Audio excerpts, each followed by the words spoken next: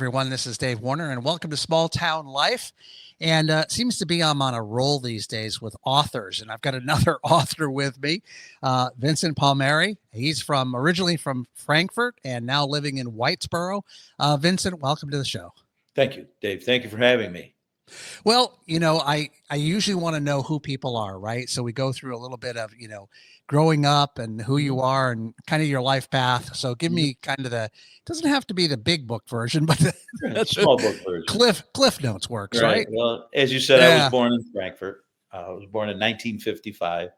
I lived in Frankfort till I was 34 years old. Then I got married and I moved to Whitesboro, and I've been in Whitesboro since then.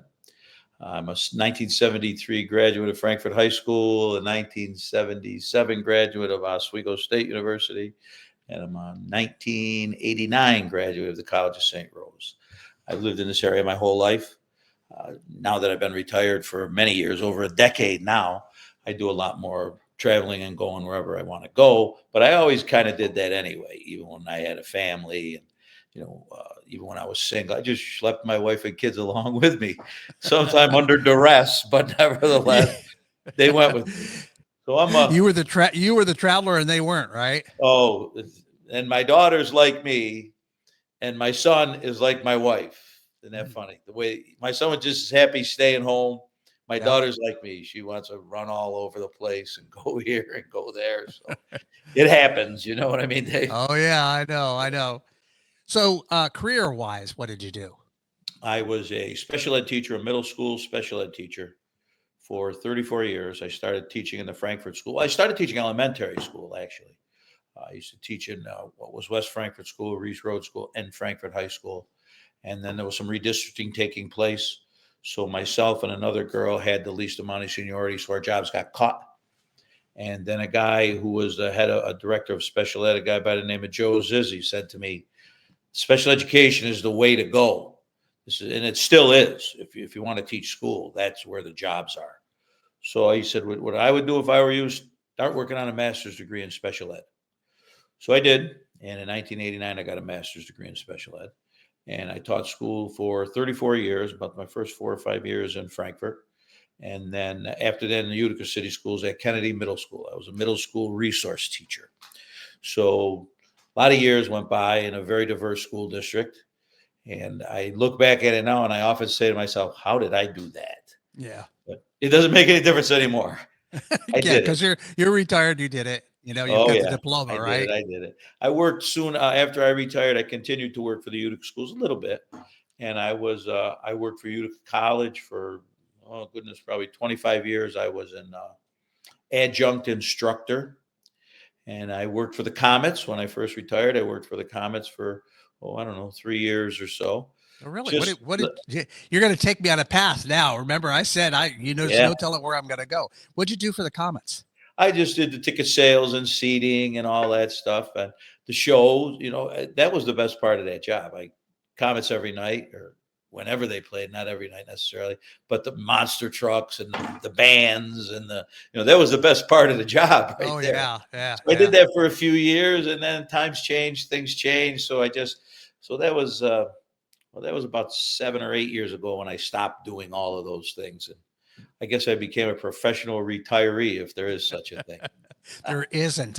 That's what I am too. I find myself very busy, to be honest with you. Sometimes I wonder how. Yeah. The reason I ask about the Comets is we have another podcast that we do called CNY Hockey Report. Mm-hmm. In fact, we're doing another episode this afternoon. And so when I tell Scott Kinville that, you were working for the Comets, he'll be interested because he's got me into hockey. Yeah. 3 years, I think. I worked with, Rob. Yeah. And my wife knew Rob's mother for years. Oh, wow. Mike Pacheba, Matty Pacheba, Jeff Lloyd. A lot of those people still work there. It was fun. Comets were fun. Yeah. I want to go back to your growing up in Frankfort, because I think that forms kind of a basis for a lot of what you're doing now. One of the things I've noticed, not being from Little Falls, being in here, but hearing the stories about growing up. And, I had a gentleman on yesterday, Ray Lenarsic, and he I was was just talking going to say, about, you got to hear from RJ about those stories. yeah. I was So going you to say know that. him? Oh God, I've known him for years. Oh my God. See, Oh yeah, it's such a small world. it He is. was talking about the Furnace Street Gang and growing Oh yeah, up and of course he was into his Graham Lorraine and all of the other we things that he's yes doing, we. programs he's doing now. I still belong to Frankfort Qantas. I've belonged since Wow. 1985. Matter of fact, I'm the president again, if you could believe that. Oh, good Lord. 40 years later, I'm president again. RJ belonged at one point, and he got us, when it first started out, he got us involved with the Graham Lorraine Project. Yeah. And we continue to, but you know what's funny, Dave? We're a victim of our own success. When that thing first started out in the Frankfurt schools, let's say they had 20 kids, well, we would end up with like 16 or 17 of them because other groups would pick up the three. Well, now we don't even get any anymore Oh, wow. because all the other groups, Teachers Association, whatever, have picked them up. So now we moved into a thing. I don't know if RJ would even know about that. Was we get 8, 10 families and we supply them with food for the Oh, Christmas season, turkey, that kind of thing, because we can't get any more kids for Graham Lorraine. We got in a situation last year where we did get a couple because these kids needed like big sizes, like 3X, right. and that Right. kind. And typical stores don't have that. So we had to go to like LL Bean and that kind of thing. So a woman named Lucille Hand, who has coordinated in Frankfurt for years with the Frankfurt schools, He said, mentioned Lucille yesterday, I yeah, believe. Yep. Lucille. And she said, would you guys do it? We said, sure. I just talked to her last week. I said, you just tell us what you want us to do and we'll do it. So we've become a victim of our own success. We don't You have know any that kids anymore. that's the only way to go. But the food is valuable too. The food Oh, of pantries, course. there's a huge need there. So can't believe we moved off of writing into Graham Lorraine and Into food the Graham pantries. Lorraine That's thing. How quick yeah, that happened. how quickly that happened. The Yeah. fact that you know him, but that was the thing up here talking about growing up and hearing him talk about growing up and all the other people here. They just talk about the times when they were growing up, and I have a sense that when you decided to become a writer that your experiences growing up in Frankfurt were what drove you, right? Both books, really. I mean, Ruthie's book is on Orchard Street. Ruthie moved in across the street from me, but my grandmother. Matter of fact, I just had breakfast with the guy who bought my grandmother's house, where I live too. And fortunately, it burned down, many years ago. But how I came in contact with Ruth was she moved across the street from my grandmother's house. And my mom and dad, she was illiterate. She was 24 years old. She'd been in a foster care system literally since the day she was born, and she couldn't read and write. And my mother and my dad took a liking to her. So it was a lot of things like my mother would, she didn't have time to clean our apartment because my grandmother lived downstairs and we lived upstairs. And so she'd say, go call Ruth, and she'll come over and Ruth would vacuum and all that. And my mother would pay her because she didn't have any money. So that story, a lot of it takes place at the Syracuse State School in Geddes, but that started on Orchard Street. And then the King of Orchard Street is on Orchard Street. People will ask me, Dave, how people read my book, even Ruthie Deeply, and they'll say, how big is this Orchard Street? And I say, it's 5 blocks. I don't think it's a half a mile from end to end. My goodness, it sounds like it's something in Atlanta or something. I said, no, it's this little 5 streets. But it was it really, I was at the Herkimer County Historical Society last night. I had a very well attended meet the author thing. And it was its own little section there. It was its own little business district. It was like the place where you wanted to be. And there were stores, grocery stores, and jobs, and there was, old hotels from the Erie Canal. I said last night, the only time you left is when you walked to church, and Mm, that was only 4 or 5 blocks away anyway. So it was its own little self-contained business district, residential district, right. whatever the case may And be. you had everything there. You could just walk Right to it, there, right? Right there. right, right there. Your grandparents. I mean, my one of my great aunts actually lived on the corner. I lived at my grandmother's house. We had other relatives on the other end of the street, Tamburros. I mean, it was really a little self-contained kind of thing. You didn't have to go anywhere. Wow. And so all of those stories growing up, what got you into the writing part of it, to write those stories down, especially Well, since Ruthie Deeply was your first book? well, Ruthie, how that came about with Ruthie Davis, I've known this woman my whole life, literally. And when I lived in Frankfurt before I was married, I would see her. I mean, Frankfurt's not real big. It's kind of hard to get lost in Frankfurt. And so you see her in the post office, and I'd see her wherever. And I always, Ruthie, how are you? And that. And then I lost track of her for about 25 years. Wow. And when my son graduated from high school in 2014, I believe it was, I picked up the newspaper like the week before he graduated. And there she was, 80 something years old, on the cover of the newspaper for winning a Volunteer of the Year award for, I don't know, community action or whatever it might have been. So I called her and I said, Ruth, I haven't seen you in 25 years. I remembered her phone number. I mean, that's the kind of Wow. contact I used to have with this woman. Yeah. And I said, my son's going to be graduating this weekend. Why don't you come to the graduation party? It was over here at the Whitestown Vets Club. I said, why don't you come to the graduation party? My mom and dad were still alive. We can reminisce. We can have some food. And, so she did. I told her where it was, and she found the place. And she came in. She said, I got to show you something. And I said, what's that? And she said, well, not right now. She said, I'll come over your house. Let's have the party here. She said, I'll come over your house next week. And so she did. And she came in and she handed me this folder. You would remember, Dave, in her office with the string that you Yeah. wrap the red string around. Oh yeah. And I looked at the thing, and it looked like it'd been around the world in a UPS truck a couple times. And Right. I said to her, I said, Ruth, what is this? She said, open it up. Well, I opened this thing. And if you look at the cover, that background it was her intake. It was all of her information from the day she was intaken. It was about that thick of her history in the New York State School. Wow. And I'm looking at this, and after being a special ed teacher, I was kind of used to all those years to read. And this was soon after I retired, to reading those kind of things. And I'm looking through this, and I'm thinking, what in God's green earth is this? So I said to her, Ruthie, what is this? And she said to me, it's my records from the Syracuse State School. Oh, I said, now I got it. Very sketchy, especially in the beginning. Um, I said, Ruth, this you got a good story here. We should put this in writing. And she said, you think so? I said, well, let's try it. I had never written, although I had started a book when I went to college, and I graduated from college a long time ago. I said, well, let's see what happens. And sure enough, we started working on it. And after a couple of years or so, it started to kind of gel. And I thought, well, we better finish this thing. So we did. It's been on the market for, oh goodness, about 7 years now, I would say, something like that. It's a good, solid story. I tell people with the King of Orchard Street at this book signing last night, because a couple of people were interested in Ruthie Deeply. I said, you got to understand something, though. Ruthie's story is a completely different story, type of story from the King of Orchard Street. Some bad stuff happened to Ruth. And I can remember my mom always saying Ruth had a bad childhood. Ruth Right. had a bad childhood. A lot of abandonment, a lot of just shuffling around, places. I said to her, Ruth, here, this is like a 4-month gap here. Where were you? I don't know. I was a child. I was 5, 6, 7 years old. I have no. I said, were you homeless? Could be. Were you living with? Could be. She says, I have no idea really where this came from.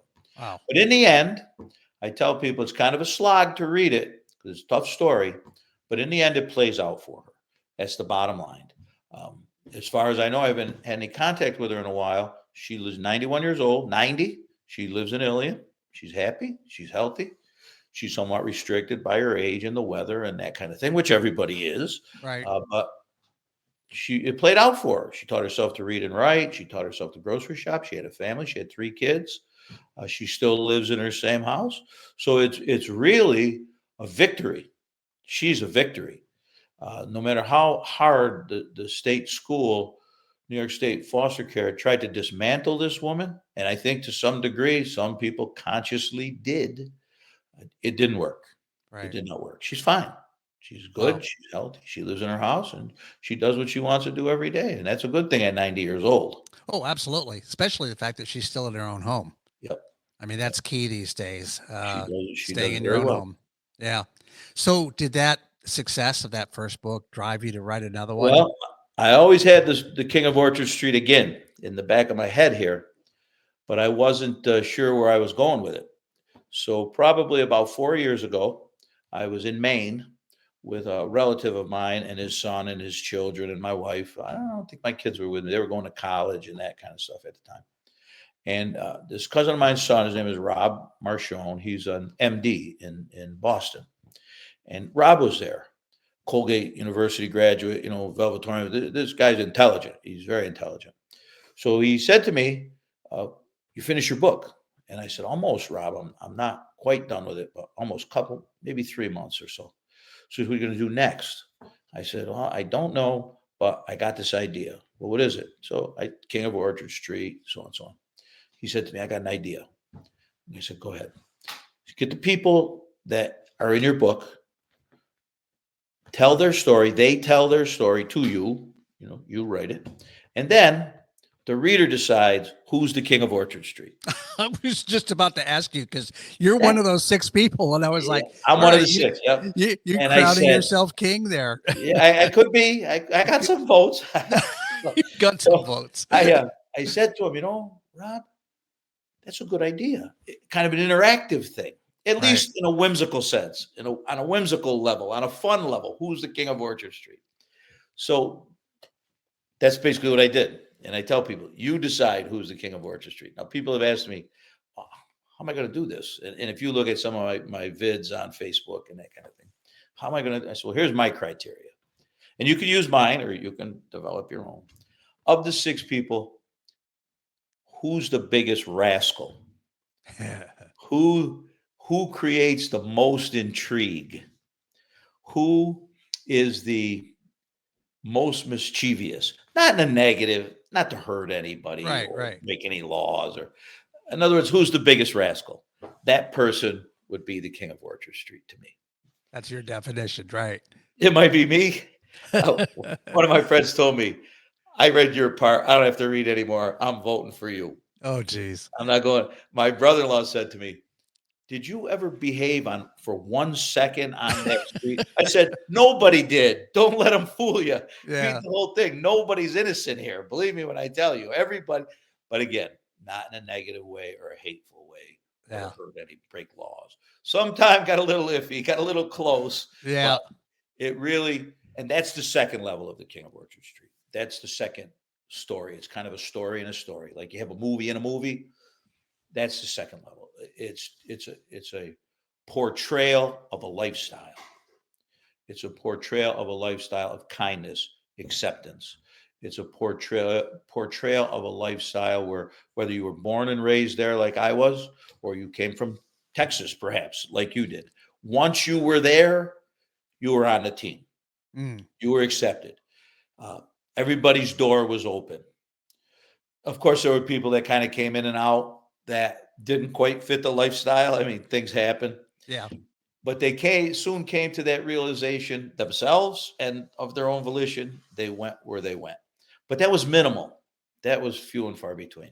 Once you got there, as I say, you were on the team, and we all cooperated with each other, and we all helped each other, and it was always a let's all try to do better. Yeah. And when one person did better, whether consciously or unconsciously, they brought the other people with them. They Okay. helped the other people. I want a couple of rascal stories from you. I want one from Oh, you, allow and me. I want one. Choose one from one of the other five characters in the books. In the book, Here's my because favorite I want a rascal. rascal story. I got a lot of them, believe me. Yeah, I know My you do. favorite rascal story is this. And people at the end of, if you've ever been on Frankfort Street, is Brown's Feed Mill, Yeah, Brown's Feed Company. yeah. Used to be Corrado's Feed Company. Well, when I was growing up there, it was a pretty big business. It still is a pretty big business. And they had piles of sand and crushed stone and that kind of stuff that they would sell to the farmers or whoever, you know. So that was like a playground for all of us. I would go down all throughout the course of the day, and I loved these big sand piles. Climb up them, sand come down, climb back up. Right. And the summer get a little sweaty, and that sand would stick. So I'd come home back to my mom's apartment after about the third trip, and I'd be covered with sand from head to toe. I'd have it in my ears. I'd have it in my hair. I Yeah. had sand everywhere. So my mother would say to me, get in that bathtub. And 5, 6 years old, oh, I don't need to take a bath. I don't take a bath. So one day she said to me, if you don't get in that bathtub, you're going to get leprosy. I said, Oh, jeez. leprosy? What's leprosy? She said, it's a disease. I said, a disease? She says, yeah. You get it from your clothes aren't clean and you don't take a bath. And, oh, mom, you better get in that bathtub. You're going to get leprosy. Okay. Reluctantly, I get in the bathtub. A couple of days goes by, and again, I come back covered with the sand. And she said, get in that bathtub. I said, Mom, I don't want to take a bath. You're going to get leprosy. I said, what is leprosy? She went to an encyclopedia and she got a picture of some poor victim with leprosy and said, this is leprosy. Oh, I said, get the bath running. Keep the water nice and hot. She used to put a little cap full. Years later, I'd see her used to put a little cap full of Clorox in the bathtub. Really. Oh, really? And I said to her, what are you putting Clorox?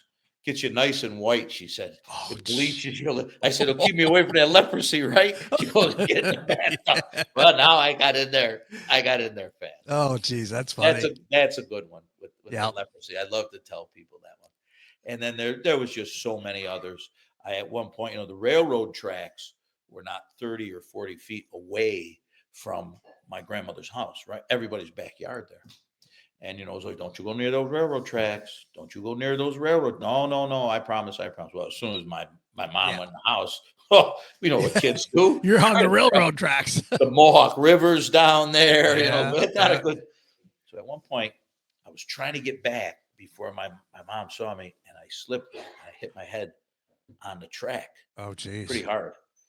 So I went in the house and I'm in tears. I said, oh, my head. And it wasn't bleeding or anything, but let me see it. So she put some ice on there and she got a towel or whatever and she wrapped it around my head and she put the ice on there. Well, I'll tell you, Dave, I thought I was the baddest hombre on Orchard Street with that thing on my head. I was so tough and nobody was going to mess with me. And my father came home and he said, what did you do? And he said, let me look at it. So he looked and keep the ice on there and that. And he got a feather from some kind of toy or something and he stuck it in the back. Like I was an Indian. I was even tougher now. Yeah. Nobody was going to mess with me. Nobody was going to mess with me. And there are hundreds of stories like that in the King of Orchard Street. What about one of the other ones from your friends? Pick a good one. I got a 2-for-1 with you there. 2-for-1. All right. 2-for-1. Two of the guys. One's name is Johnny Kipper. He lives over in Sequoia. We were at the book signing last night. And the other one's name is Donnie. He lives in Rochester. The same kind of thing, always running around. So right. Donnie and Johnny, same thing at Corrado's feed mill. Same thing with the feed bags, climbing on them. So at some point, Donnie realizes he's got a jackknife in his pocket. So he takes and he slits open one of the bags. So Johnny sees him do it. It's, Donnie, give me that knife. And Johnny slits open another one. Well, naturally, all the grain pours out of there. So they get scared and they run. They go home, separate directions. They go home. So now they're both in their houses about 10 minutes. They figure, we got away with this. We're not going to get any trouble. Well, sure enough, knock on the door. Geez, here they come. Somebody saw him do it and told the manager of the grain mill that Donnie and Johnny are the ones that did it. So the grain guy goes over to Donnie's house.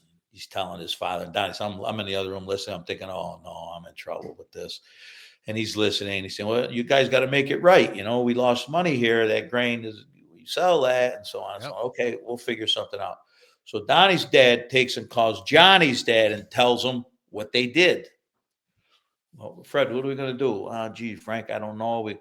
The two guys, Donnie said, I felt so bad for my father. Looking back at it now, it's funny, but it wasn't fun. The two guys go down there, their fathers, with the shovels, and they're shoveling the grain back in the bags, and they got a needle and thread, and they're sewing the bags back up. You can't make this stuff up. Oh. You can't. So Donnie said, I felt so bad for my father. I said, now looking back at it, it's funny. He said, but it wasn't then.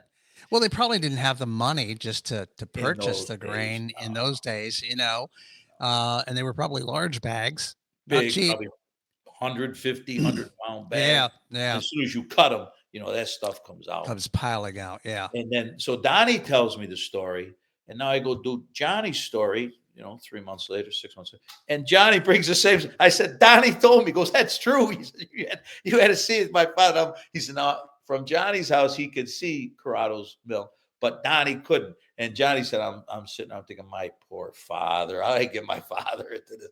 And here's the two guys shoveling the grain back in, sewing up the bags to try to make it good for the company without having to take the money out of their pockets. right. And the manager of the feed mill went for it. He said, okay, we'll just leave it like that. But there are so many stories. I'll give you another quick one, then we can move on. Another guy, Johnny Tabia is his name. His grandfather liked to eat snails, escargot. Yes. In Italian, they call it babalouche, but the same thing.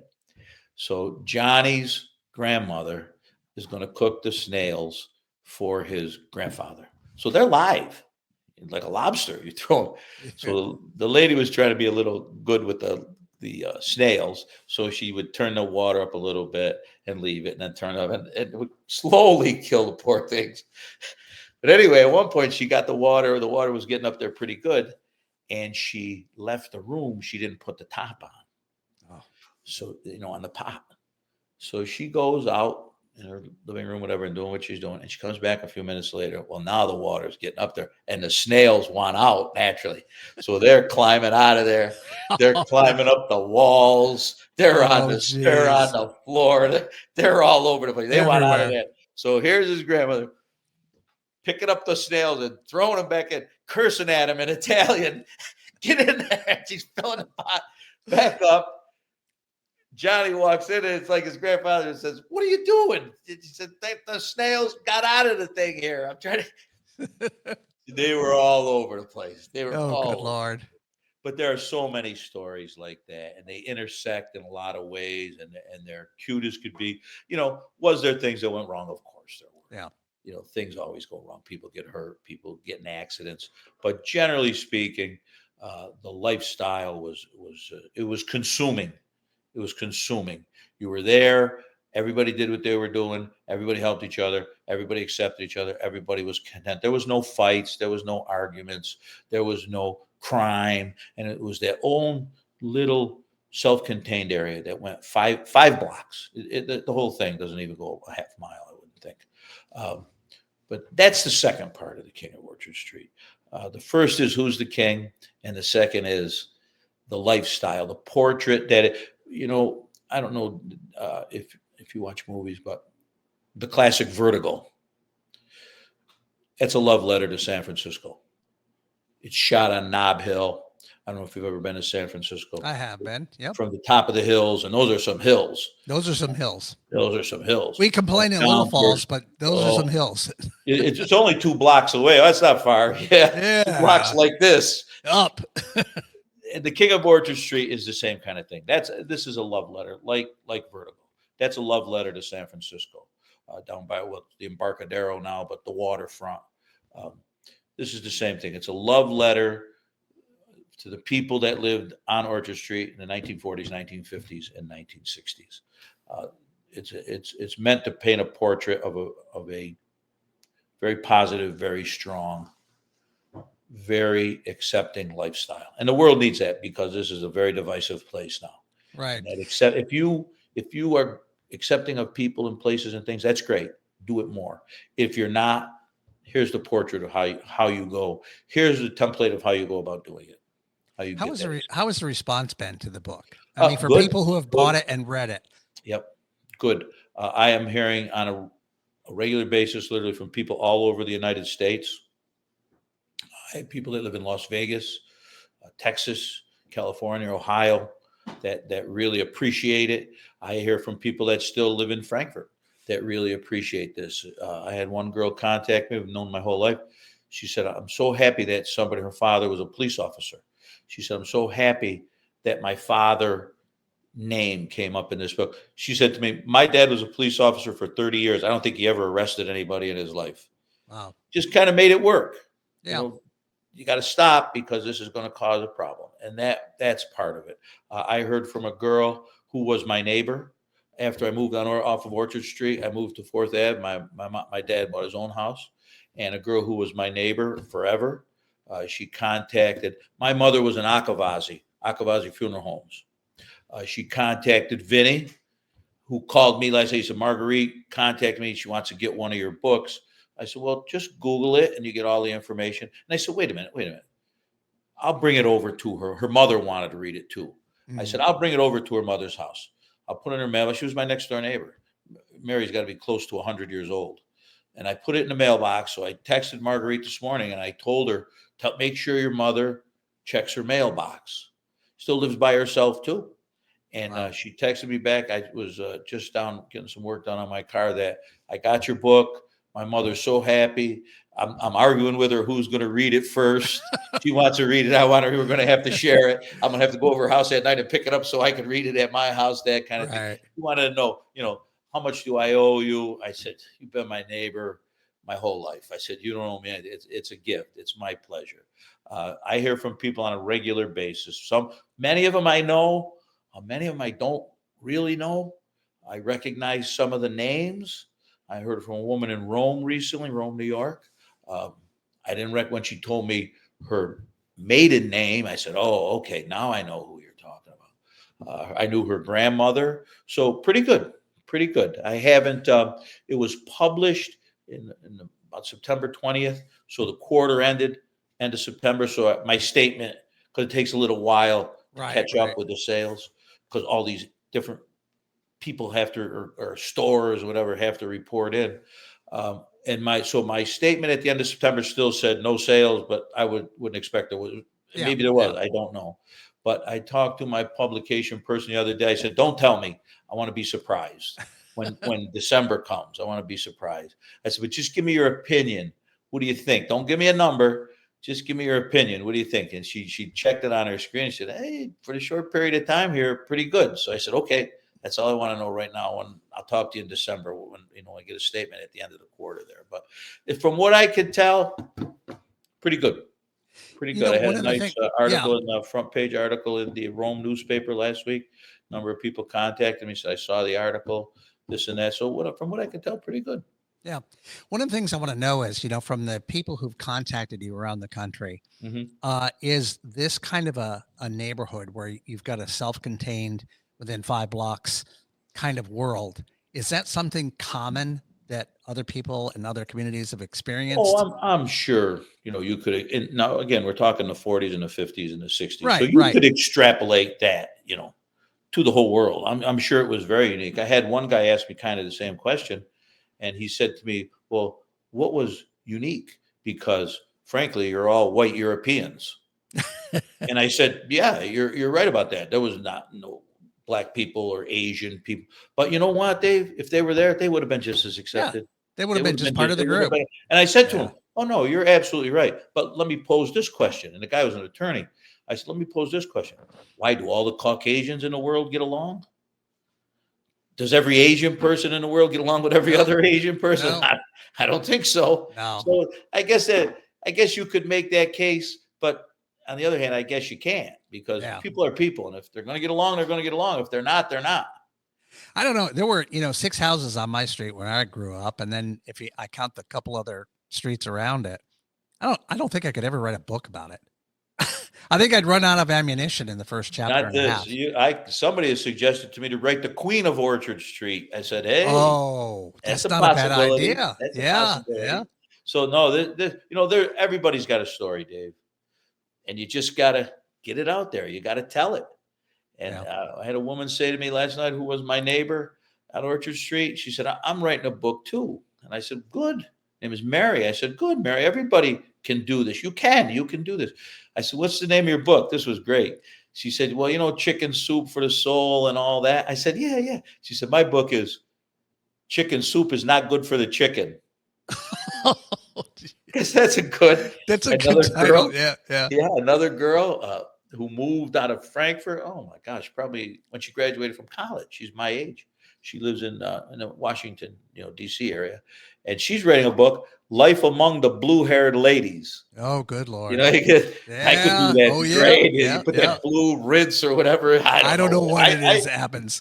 I should probably be doing that. That kind of thing. That would be a good one. Everybody's got a story. Yeah. Everybody's got a story. So what's your next story? Well, I'll tell you, it's a funny thing. There's two possibilities. One is a local yokel story here in Whitesboro of a tragedy that happened many, many years ago. And the guy who was convicted and imprisoned for 25 years and then exonerated of this tragedy, I guess you could say, his story is a possibility. Wow. But that's kind of a negative story. And I mentioned it to my son at one point. I said, Dad, don't do that. I mean, this guy's still got people in this area that are not his friend. That's for sure. And, you go stir in the pot here, it might have an effect on you. Yeah. I know all about that. Yeah. Yeah. So I said, yeah, possibly not. And then oddly, Dave, I graduated from college in 1977. And a friend of mine at the time gave me, they used to call them writer's books. It was basically a book with blank pages. You remember those things?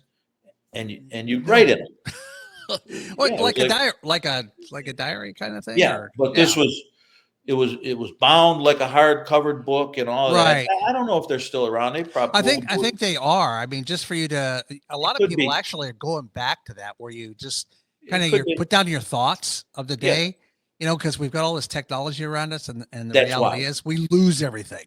Right? That's everything's dictation now, and we're yeah. So she gave me a writer's book, and I started working on a story. And then I graduated from college, and I moved back to this area, and I put it in my dad's house someplace and never saw it again. Wow. I'm back to it. This is going to be completely fiction.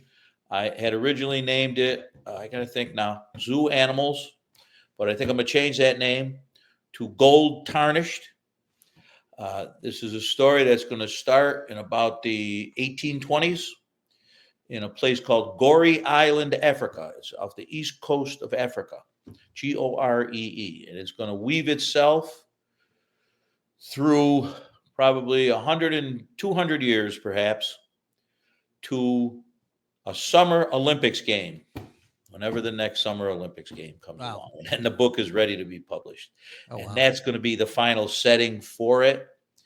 And I can't tell you anymore because then I'll be telling you the story. Yeah, I know. It sounds interesting. That's a possibility for me. I'm thinking about that. I started doing some research on it. I don't know, on a Sunday afternoon, maybe 2 or 3 weeks ago, a month ago.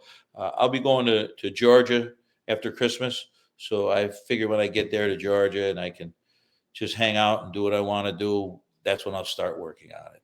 I have a funny video that I said to my wife, and people get a kick out of this. This was maybe a month ago or 3 weeks ago. I said, Carol, get your camera. I said, I want you to video this. So here I am, laying in bed with my glasses and my cell phone, and all this junk, about 10:30 in the morning. I said, start that. And I'm telling her, if I don't ever let me write a book again, because it takes too long, not so much to write it and edit it, but the page design, the cover design, the social media, and I'm changing my calendar and I'm going back and forth and this date, now this date, and this date. I said, don't ever let me write another one. Next time I say to you, I'm going to write another book, I'm going to go work on my book, you show me this video. You see that? So don't get me involved with this. You told me, and I'm telling you, so do not get me involved with this. Should we run that video? Should we run that video as part of this podcast? Well, you should have it when we're done here. We'll run. Yeah, we'll just throw it in. Do this again. So, it's a weird thing. And I had R.J. Lenarsik's daughter tell me this. She's a writer. Yes. She has written a number of books. She writes like middle school books. Yep. She lives in Albany or Saratoga, somewhere in that area. And I got connected to her just coincidentally through a mutual friend. And, she said to me one day, she said, the writer's got to write. It kind of gets in your blood. And like Orchard Street, it gets in your blood and it's hard to get rid of it. And it really, that is the truth. again, she said, writers got to write. Cause I asked her, what are you writing? You know, and she's published a number of books. Right. And I was a middle school teacher. I said, so yeah, I understand exactly where you're coming from. And she said to me, you know, writers got to write. And I said, you're right. It gets in your blood and you figure, oh, I'm done with it. And then it's hard to get done with it. Yeah. It's hard to get done with it. Well, where can we find your books? Simplest, just Google the title, The King of Orchard Street. It'll come up to links for Amazon, Barnes and Noble, you know, the usual sites. Shop them because sales come and go. Yep. Some places are less expensive than others. The best place I find to purchase them is a company called Thrift Books, like Thrift Books. It's like $18, no shipping. Amazon, you know, they add a lot of fees and this and that. But really just Google the title and you'll find all the links, all the information. You can always look at my Facebook. I'm in the process, my publisher, that stuff that they're still doing to set up a Instagram account for me and that kind of thing. But just Google the title and there's so much information. You'd be amazed how many, there's an Orchard Street like anywhere you go in America. There's a Railroad Street, there's a Garden Street, there's an Orchard Street, there's a Johnny Cake Road, no matter where you go. Yeah. You would be surprised how many books have that title, have Orchard Street in it. There's one called The Ice Cream Queen of Orchard Street. There's another one called Up from Orchard Street. There's another one called Tales from Orchard Street. There's a whole bunch of them. Oh, wow. I live on Garden Street, by the way. So you got right. Yeah. See, that's what I'm saying. If you Google the title, you'll find all kinds of links, all kinds of information. You'll get my Facebook, my LinkedIn, what's that other thing? X. I put information on there. These days, like you said, with technology, it's so easy to find stuff, find information about stuff. So yeah, I urge people to, you know, this is a kind of thing. When you read a good book, you tend to absorb it. And if you allow it to absorb you, kind of a two-way street, symbiotic thing. If you absorb it and it absorbs you, you'd be amazed what you can learn from literally any book. Yeah. But you got to have that ability to let it sink into you and let you sink into it. And if you do, any book, from the best to the worst, can teach you something. You can put it down and say, you know, I never saw it in that light. I never thought about it in that light. Yep. Let it absorb you. You absorb it and let it absorb you. And it really turns out, and I'm not saying that because it's mine. I mean that for any book. Any book, yep. You'd be amazed if you do it, how much you can really learn from any book. Awesome, Fetty. I've appreciated the conversation today. Yeah, it was fun. Thank you. It was awesome. All right.